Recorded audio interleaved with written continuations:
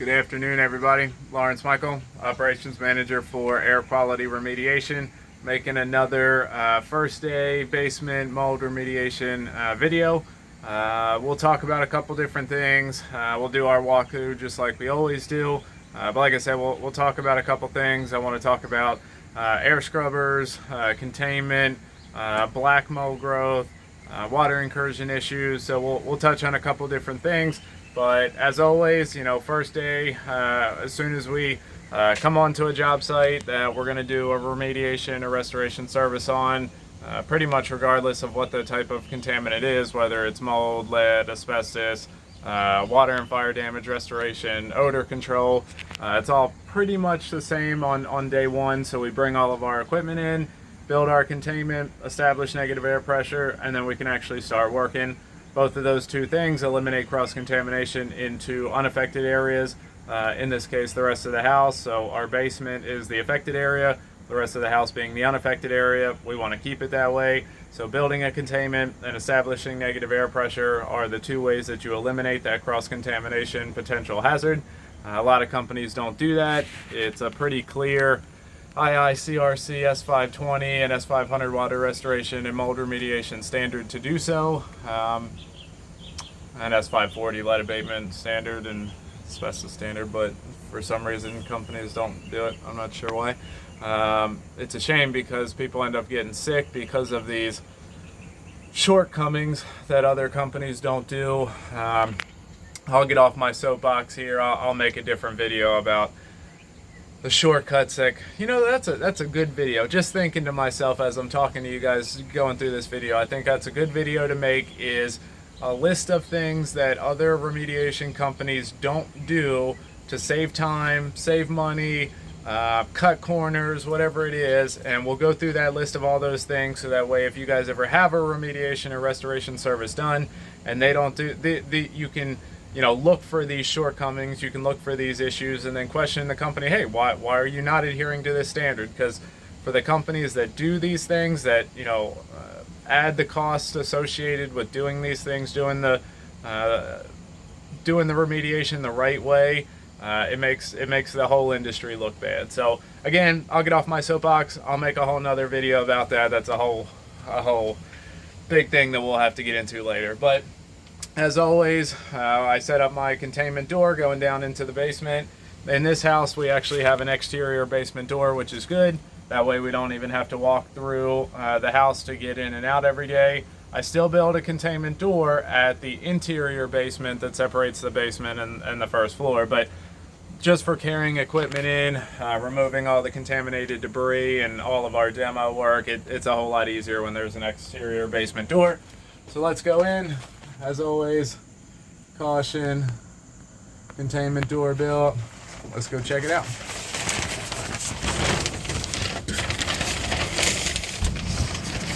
Put our safety glasses on.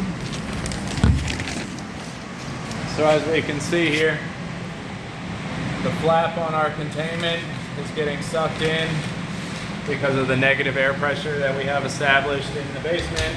And we have a good amount of pressure too. We'll just do a quick walkthrough. Some concrete foundation walls.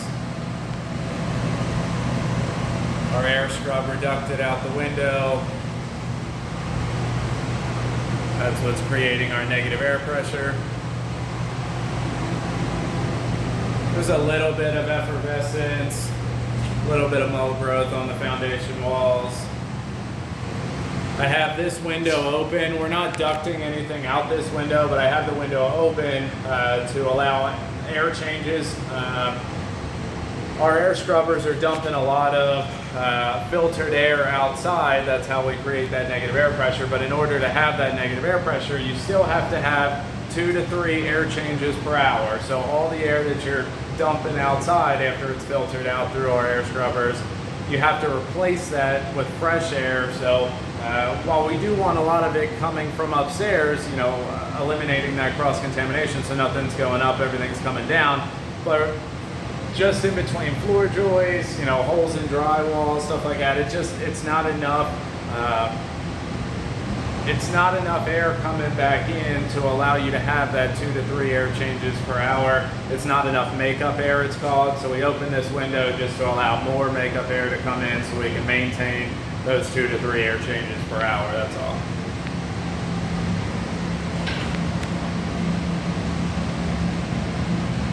So when we get over here,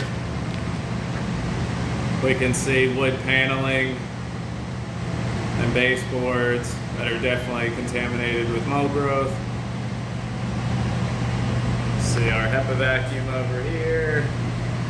Got some Sporecidin, which is an antimicrobial solution. Definitely evidence of water incursion on this door. Definitely contaminated with mold growth as well. So we'll call this the finished side of the basement, even though it's really not finished. Another thing to point out is like these tiles. These tiles are just completely coming up. They're just completely buckled. But we'll, for the sake of the video, we'll call that the finished side of the basement. You can see up the basement steps, another containment door. There's no access through there because, again, we won't be walking up and down the steps to get stuff. We'll only be going through the exterior basement door, but it's still blocked off. More mold growth on the bottom of this drywall here. More mold growth on drywall here.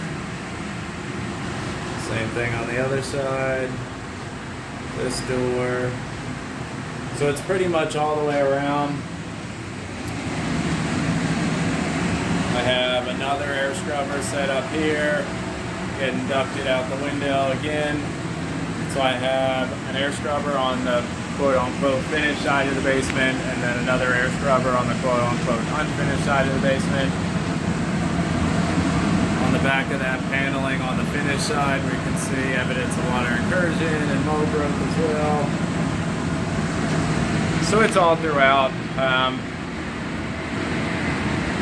I want to touch on black mold. So the term black mold gets thrown around a lot. When people say black mold, they're referring to a very specific type of mold spore called Stachybotrys. That's its real name. Stachybotrys affects neurological functions, where most other molds affect respiratory functions, coughing, sneezing, runny nose, things like that. That is painting with a broad brushstroke. Everybody's immune system is different. Everybody can have different reactions depending on their level of susceptibility, their level of contamination. There's a lot of contributing factors. But when people talk about black mold, the reason why black mold is taken so serious is because there's documented proof of the causal effect of what will happen to a person if they are if they're affected by this type of mold. If they have it in their house or their office, and they're, spend a substantial amount of time in their house, in their office, like most people do, it's likely that these causes will be neurological, issues, not being able to find the words they're looking for, not being able to complete sentences, things like that. There's some pretty high-profile cases of Stachybotrys affecting neurological functions in people who otherwise had, great cognitive ability, lawyers, doctors, things like that, and then they experienced this neurological decay, and it was due to this Stachybotrys that they were exposed to. So the reason I want to bring up black mold is because the term gets thrown around a lot. Just because mold is black doesn't necessarily mean it's Stachybotrys. So not all black mold is Stachybotrys, but when you have a water incursion issue that is continuously leaking, so in this instance what I'm going to show you, and that's why I wanted to bring it up. Other types of molds, Aspergillus penicillium, Basidiospores, Cladosporium, a lot of different kinds of molds can grow off relative humidity. They can, grow when they have water, and then when they don't have water, they go dormant. Stachybotrys, in order for Stachybotrys to grow, it needs physical contact with water all the time. It can't grow off of relative humidity like other molds can. It needs physical standing water all the time. So we usually find Stachybotrys in basements where a hot water heater's leaking and nobody knows about it, or a crawl space that nobody goes in, things like that, because it needs that physical water 24 hours a day, 7 days a week. Because of that fact, it makes it really heavy. We can kind of get into that later with air sample testing, and it does make it harder for people to breathe it in because it is much more heavy than spores that don't require physical contact with water, so they're much more likely to become airborne because they're not so heavy, they're not saturated. But again, the reason why I wanted to bring it up is because this hot water heater in here, I noticed when I came in and I was setting up our containment and negative air pressure, that it's just continuously leaking. The homeowner didn't tell me there was a hot water leak. She probably didn't know. It's not uncommon for there to be a slow leak that people don't know about until the work is, or until there's a substantial amount of damage. So this hot water heater that's leaking here, all these carpets, or these rugs, I guess you would call them, are completely saturated. And the back of this drywall is all black. Now I would venture to guess that that type of mold is Stachybotrys. Now we could do surface swab testing, we could do air sample testing, and we could determine whether or not that's Stachybotrys. However, in the totality of my experience and training, I would guess, I would put money that it's probably Stachybotrys because it's had physical contact with water all the time for as long as this hot water heater's been leaking. And judging by the damage that we see throughout the basement, it's likely that that's been a substantial amount of time. There is no hard and fast rule with mold growth to, be able to graph or calculate how long it's been there. Defense attorneys, when you testify as an expert witness, like to bring that up. Well, how can you prove that it's been there for X amount of time? There is no clerical ability, there's no analytical ability for you to be able to say definitively this type of mold has been here for this amount of time, because there's so many contributing factors: temperature, relative humidity, what the surface is made up of, airflow. I mean, there's a ton of different contributing factors, so there's no way to really quantify a real timeline for it. But you can say definitively that it's been there for a good amount of time. A mold spore is 7 times smaller than the hair follicle on your arm. So by the time it's big enough for you to see with your naked eye without a microscope, it's probably been there for a good amount of time. And judging from the damage that we see throughout the entire basement, it's been ongoing for sure. Other than that, I think that's about it. Now that we have our containment set up, our negative air pressure established, we have eliminated the potential for cross-contamination. We'll actually start doing the actual work, so we'll get suited up in all of our PPE, so full suit, full face respirator, Kevlar gloves, nitro gloves. We'll bag up all the mold affected debris, get that out of here, do all of our demo on the drywall, paneling, base boards, flooring, all the demo. Then we can treat all the structural integral pieces to the home, so foundation walls, wood studs, wood joists, decking for the floors, things like that. And then we'll decontaminate everything, and then I'll make another video once we're done and show you guys what it all looks like. It's always nice making these after videos because it's such a big transformation for the people that watch the first day video and then the last day video. It's a huge difference in visual quality. It smells better. You know that you're now giving the house back. The homeowners are safe. Their children are safe. It's a good feeling for sure.